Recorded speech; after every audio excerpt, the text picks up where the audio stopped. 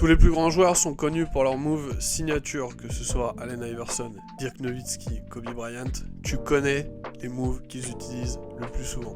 La plupart d'entre eux maîtrisent d'ailleurs plus d'un. Ça peut monter jusqu'à 5, 6 ou 7. Mais pour jouer à haut niveau, tu as besoin de maîtriser 2 ou 3 à la perfection, pas forcément plus. Alors regarde bien cette vidéo jusqu'au bout parce que je t'en présente 9 que tu dois apprendre à copier dès aujourd'hui. C'est parti.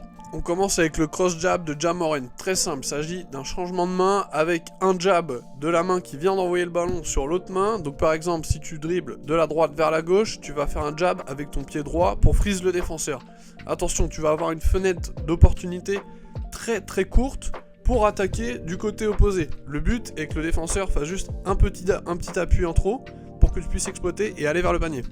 Deuxième move, le pound step back de Damian Lillard. En quoi ça consiste? C'est comme son nom l'indique, un step back. Le but va être de faire croire au défenseur que tu es capable d'aller au bout du drive sur un appui ni trop court ni trop long pour rester capable d'exploser du même côté que là où tu drives. Ensuite, tu montes sur ton tir. Attention, il faut être super gainé, c'est un move très compliqué à maîtriser. Le spin move de Tony Parker, tout le monde le connaît, surtout nous français. Là encore, un move extrêmement difficile à maîtriser parce qu'il s'agit de pouvoir faire un spin quasiment à pleine vitesse. Et regarde la longueur des appuis que fait Tipeee, ils sont vraiment longs, c'est vraiment pas évident du tout à maîtriser. Mais si tu arrives, imbattable.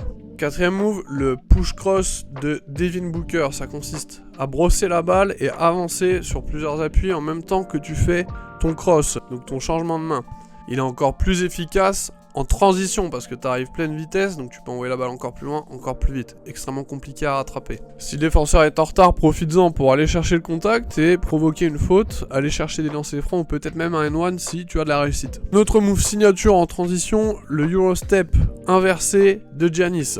Alors forcément les moves avec Giannis sont toujours plus simples quand on fait 2m11 et qu'on a les bras longs comme je sais pas quoi, mais tu peux aussi t'en inspirer pour le copier sur tes matchs. Alors en quoi ça consiste? Ah bien, fixer les appuis du défenseur pour le freeze une fois de plus, on va faire croire qu'on veut aller vers l'intérieur pour aller vers l'extérieur. Ce qui rend le move super efficace aussi, c'est le swing avec le ballon. C'est-à-dire que tu vas faire un peu, tu me vois plus avec la balle pour que le défenseur ait les yeux attirés vers le ballon et que ce mouvement matche le mouvement de tes appuis. Ça rend encore plus efficace. Petite pensée pour nos amis gauchers avec le demi-spin de Isaiah Thomas.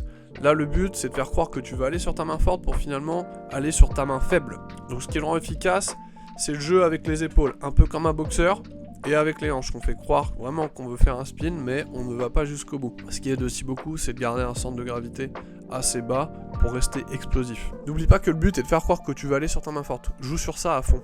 Maintenant, on va étudier le king avec le easy cross. Les défenses savent que quand il va à droite, il va au bout, donc jusqu'au panier. Quand il va à gauche, souvent, il part sur un pull-up. Là, le but, ça va être de faire croire qui va partir sur son move easy main droite pour finalement crosser et derrière aller au bout alors que la défense l'attend plutôt sur un tir à mi-distance.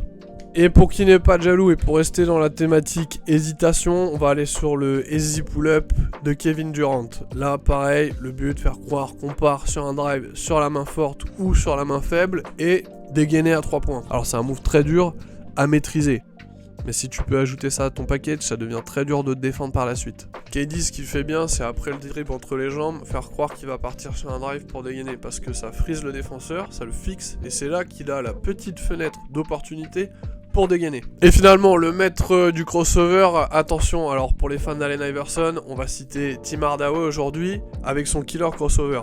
Donc le secret du killer crossover, c'est de déjà être capable de driver sur ta main gauche, parce que si tu n'es pas capable de le faire, la défense ne va jamais croire à la première feinte. Donc tu dribbles entre les jambes, tu gardes un centre de gravité extrêmement bas, et le but n'est pas de le faire à 300 à l'heure, mais bien de garder un contrôle maximum du ballon. Et ensuite, tu changes de main, tu attaques le panier. Voilà pour les 9 moves signature que tu peux ajouter à ton arsenal. Essaie d'en maîtriser 2 ou 3 à la perfection, ça suffit largement pour faire de toi un attaquant efficace. Si tu as une question sur un des moves, mets un commentaire et on y répondra. A très vite.